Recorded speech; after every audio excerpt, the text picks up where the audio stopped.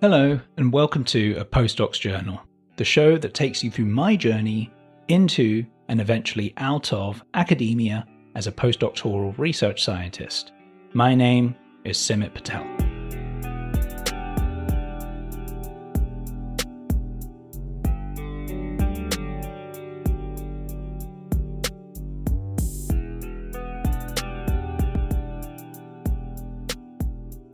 Hello, thank you very much for joining me. Welcome back to those of you who may have listened to the show before, and if you're listening for the very first time, a very warm welcome to you as well.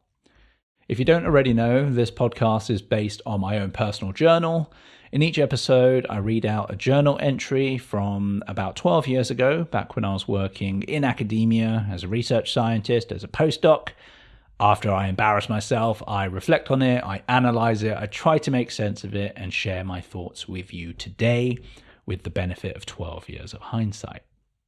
If you are a student or a postdoc, or you're just struggling in academia, or if you're not in academia at all and you can just relate to things like stress in the workplace, imposter syndrome, loneliness, I hope that by sharing my own personal experience with you, that helps you to feel a little bit less alone.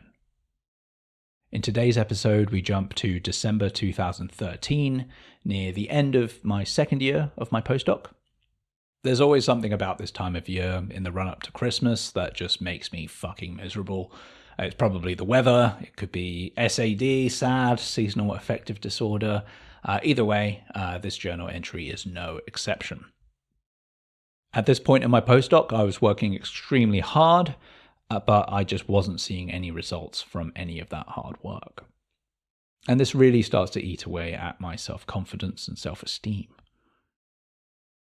This is a very special journal entry for me because, despite how miserable I was, it does document the very first time I started thinking about one of the most important lessons that I learned from my time in academia when it comes to navigating my career. And these are the lessons that I still live by today.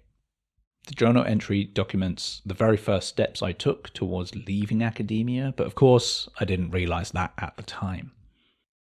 So have a listen to the reading now, and I'll be back at the end to share some thoughts with you with the benefit of 12 years of hindsight. Enjoy.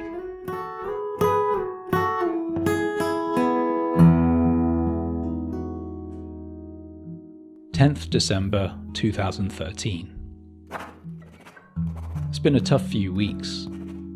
Haven't really written about this, although I should have. The short version is, I've been underperforming at work, and my boss has told me this. I don't know the solution. I'm not even sure I understand the problem. It's not so much how hard I'm working, I work harder than anyone. It's the way I'm working. It's the way my mind works.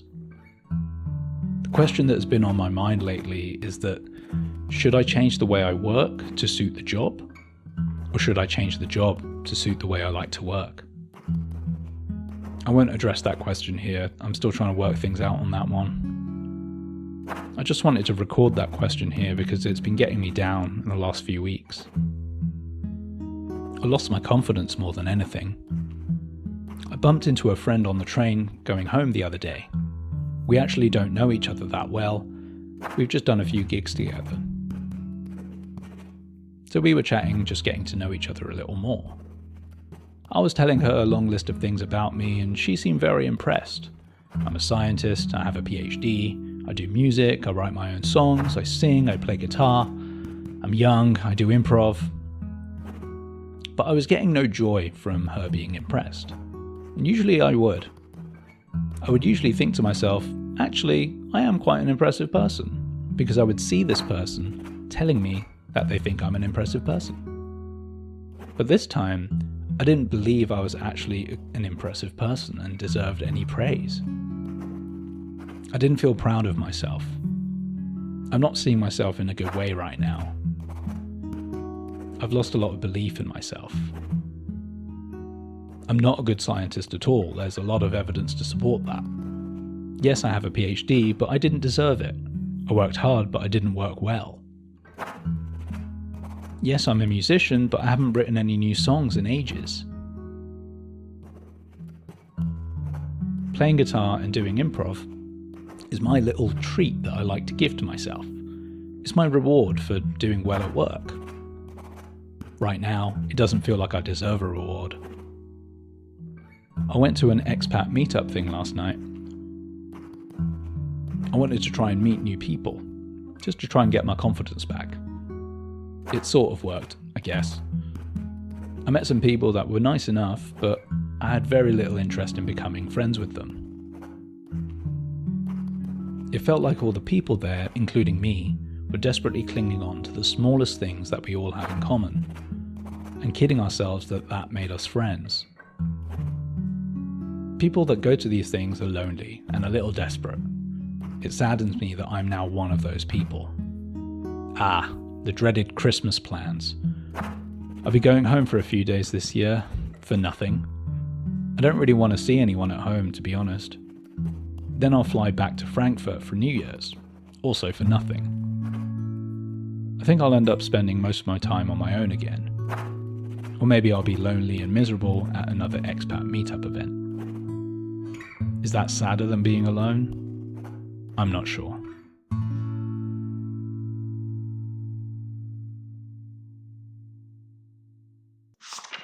Okay, thank you very much for listening to that. As usual, I've written down some thoughts after reading that back and hearing that back. There's quite a lot going on in this entry, and I have very mixed feelings about this one. Part of me felt really excited when I read this journal entry again because I could see myself starting to develop the mindset that I needed to leave academia, although I actually didn't even realize I was doing that at the time. And I'm excited to get the chance to expand on that and share that with you. But at the same time, this journal entry was quite sad. 28-year-old Simit had completely lost his confidence at this point, and I can remember just how much of an impact that had on me. And it's not pleasant to see myself going through that and see myself suffer so much. So I'm going to talk a little bit about how this journal entry shows some of the mindset changes I started to make in order to leave academia. I'll talk a little bit about self-esteem, and I'll share some ideas and thoughts I have on self-kindness, or unkindness in this case. And I'll talk a little bit about adult loneliness as well. Before we get into the reflection, I want to ask you a quick question. Do you ever worry about your paper being rejected because the English isn't good enough? One thing I've always been good at is writing, but I know not everyone finds that easy. Perhaps English isn't your first language, or for some reason, the words you write just don't quite capture what you want to say. Good English can enhance your scientific credibility, increase the chance of your article being accepted, and speed up the peer review process. Whether you're a research scientist, a scientific writer, or part of a dynamic biotech company, I want to help you with my professional copy editing and proofreading services for scientific English. Enhancing the clarity and precision of writing has been an integral part of my professional life in academia and in the biotech industry for over a decade. If you need a native English speaker with a solid scientific background and a professional certification in proofreading to refine and polish your writing, I would love to help you. Please visit simitpatel.com, that's simitpatel.com for more information. Thank you, and now back to the show. This journal entry is the very first written record I have of the most important question I had to ask myself when it came to leaving academia. And it's actually one of the most important lessons I've learned in life in terms of making career choices. And to this day, it's really guided me through all my career decisions. So I asked the question in the journal entry, should I change the way I work to suit the job? Or should I change the job to suit the way I like to work? I hadn't figured out the answer to this question at this point when I wrote this journal entry, but this was the time that seed was planted. I can tell you that I eventually figured out the answer to that question, and yes, you should always change the job to suit the way you like to work, if you can. Today, 12 years later, I still live by that rule. The job should suit the way you like to work. When I say the way you like to work, I mean things like the nature of the tasks you do, how success is measured, how your technical skills and softer skills are valued, what skills you actually use, the impact you have on people, on society, on whatever, the type of people that you have to interact with on a day-to-day basis, the level of autonomy that you have, all of those sorts of things. And there needs to be an alignment between the way you naturally like to work and the job itself. I'm not saying that being totally inflexible is your ticket to success, not at all. Of course, you do need to be adaptable and change a little bit to suit the needs of your work. But what I'm saying is that change that you have to make should be a positive change that aligns with your values and benefits you. They should not be changes that you have to make against your values and against the way that you actually like to work. I'll probably end up revisiting this theme in future journal entries. For now, I can tell you that by asking this question, this is what started me on the process to firstly figure out how I like to work and how I don't like to work. And then later on, I found job titles that aligned with the way that I like to work. And this was really the main thing that led me out of academia eventually. For example, one aspect of academic research is that it is never-ending. There's a never-ending nature to scientific research. Working on a research topic is like having a massive mountain to climb. No matter how close you think you're getting to the top, you look up and there's just still so far to go. You could be climbing that mountain for decades and it will still never end. I'm sure there are some people that really love that about academic research. Some of you may love that about academic research. The never-ending nature of it is something that could motivate you. It helps you to thrive. It helps you to keep going. If that's the case for you, then great, good for you. But for me, there was this misalignment between how I like to work and the nature of academic research. I realized that I didn't like working on these massive, seemingly never-ending projects. I much prefer to work on smaller, bite-sized pieces of work. When a bite-sized piece of work is complete, it's fully complete. That's the end. That's the end, and you can move on to the next bit of work. That's just one example, but there were lots of other things that led to this misalignment too. And eventually this helped me to find my calling as a field application scientist, or a FAS. That was my first job outside of academia.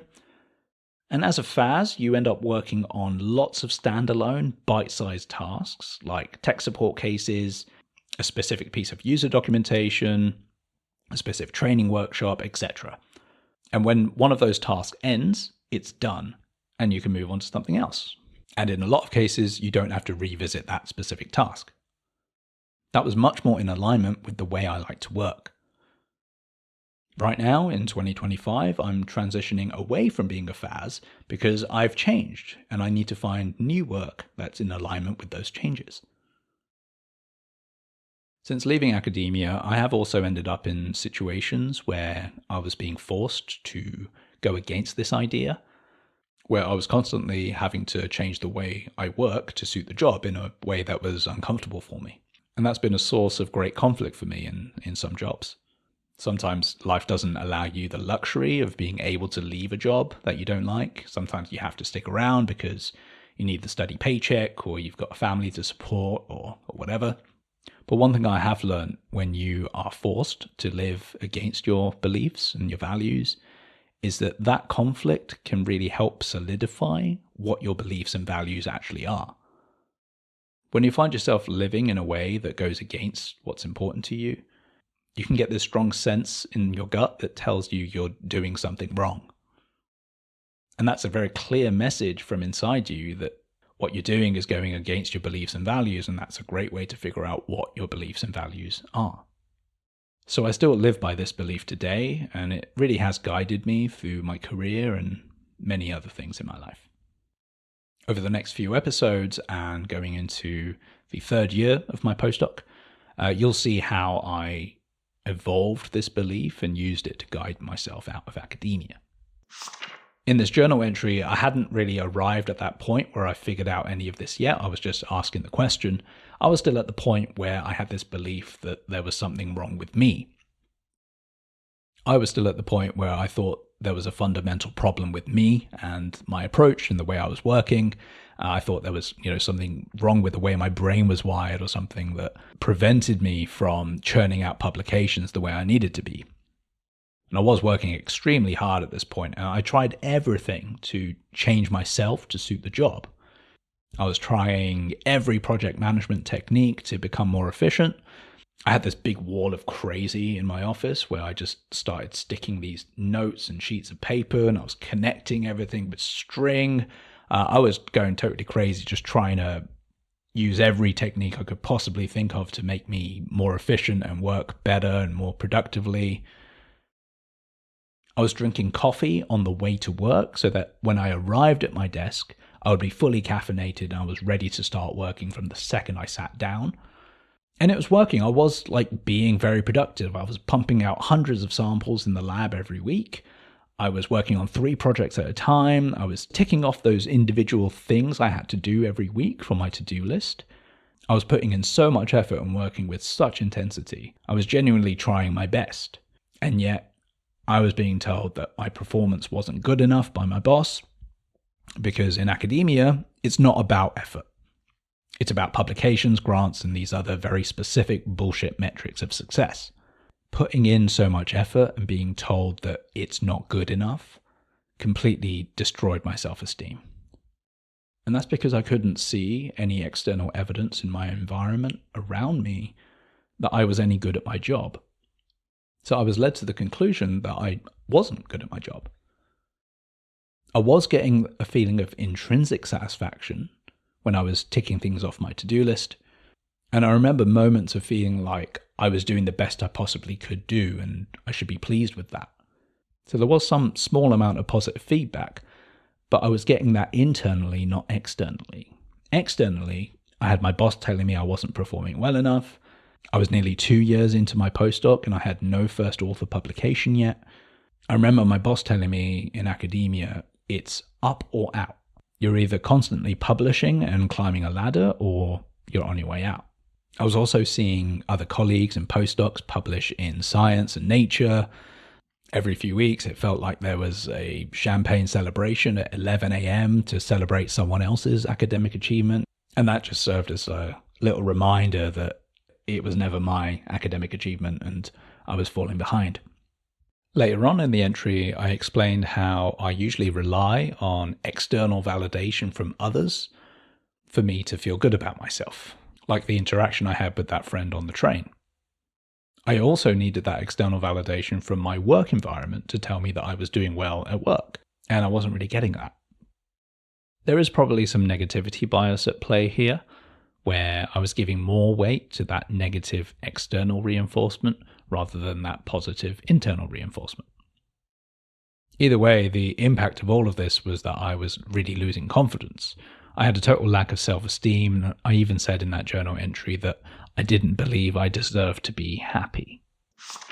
Looking back on that period of time and trying to figure out what I could have done differently to make sure that I was pumping out papers much faster is a gigantic waste of time, I think. I think it's more valuable and more useful to talk about how unkind I was being to myself and what I could have done differently in that respect.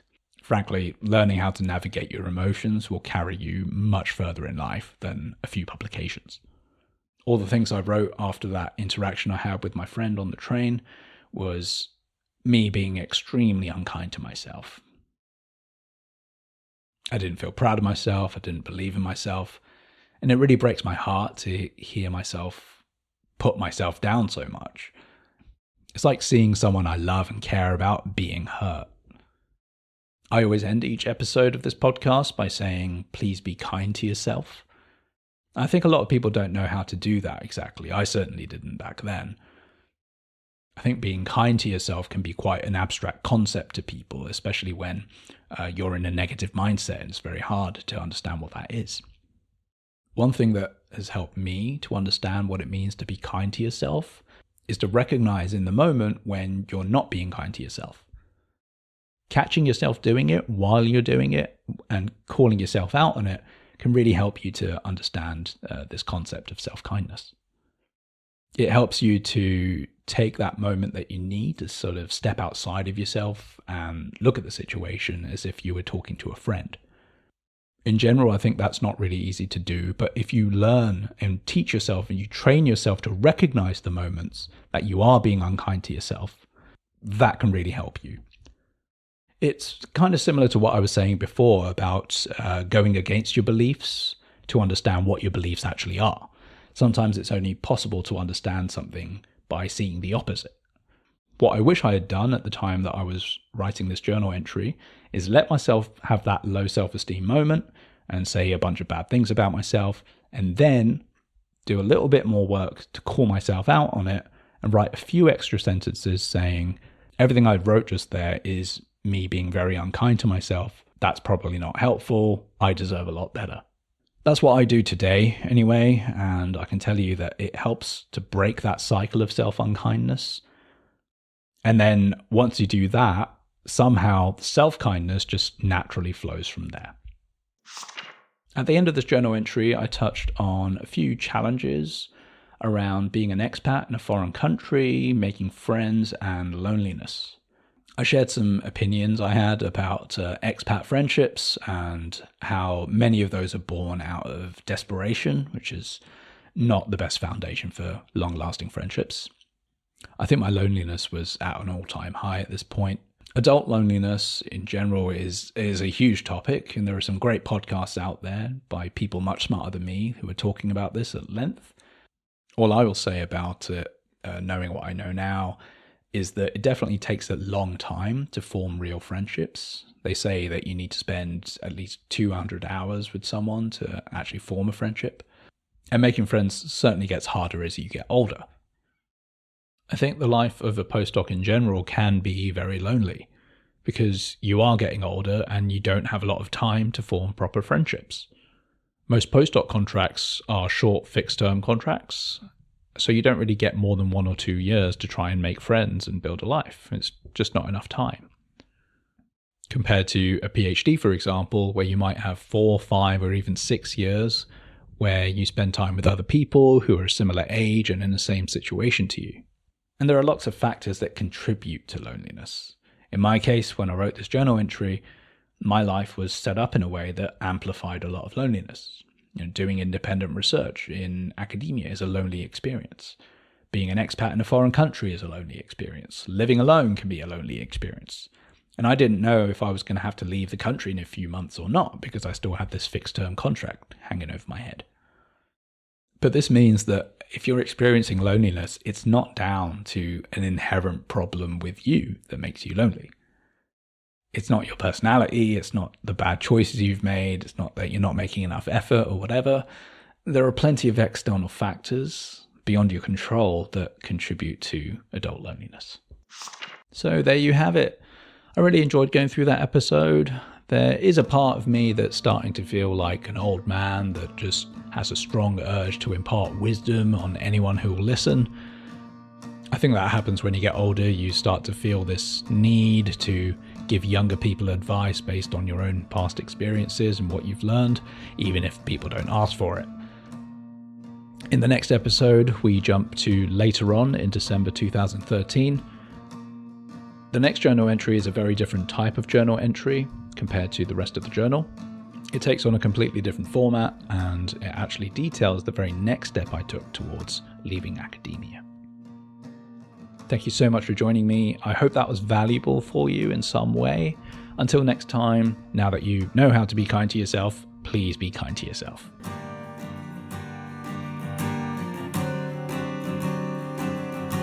Brood about it, brood until the day, one day I will find the words to say. Thanks again for listening to A Postdoc's Journal. I've been your host, Semit Patel. If you've enjoyed this episode and you'd like to help support the podcast, please share it with others who you think might find it helpful and interesting. You could also leave a review over at Podchaser or on Apple Podcasts. If you can relate to anything in this episode, or if you have your own take on this journal entry, I would love to hear from you. Please feel free to reach out to me on LinkedIn, Instagram, or Blue Sky. Links to all my social media are in the show notes. Thanks again.